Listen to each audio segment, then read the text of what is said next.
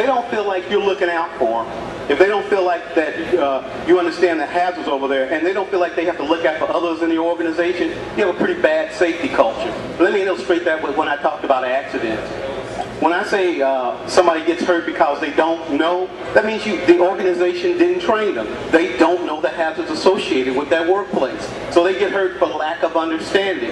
And when we talk about your safety culture, that means that you're just putting warm bodies in there. You're not training. You're not following up on hazards. You're not making sure people understand the hazards in their workplace.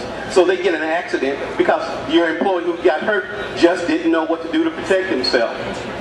Now, the employee that gets hurt and they say, yeah, I just don't care, that employee is an employee in your organization who says, you can train me all day long.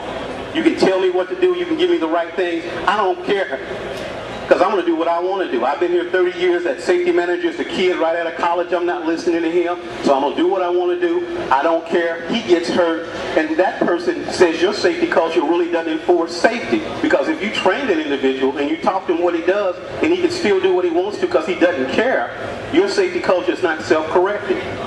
Okay? So you want a safety culture that trains people. You want a safety culture that self-corrects by eliminating people who don't care about safety. And that third accident is the one that really worries me. It just doesn't matter. How did that person get hurt? Because he's been trained, he knows the right way to do things, but when it comes down to getting it done, it doesn't matter about our safety rules. We're going to get that product out the door. So it just doesn't matter about safety rules. We have to get the job done. And that person gets hurt because everybody, from the corporate president to the supervisor, is ignoring safety rules.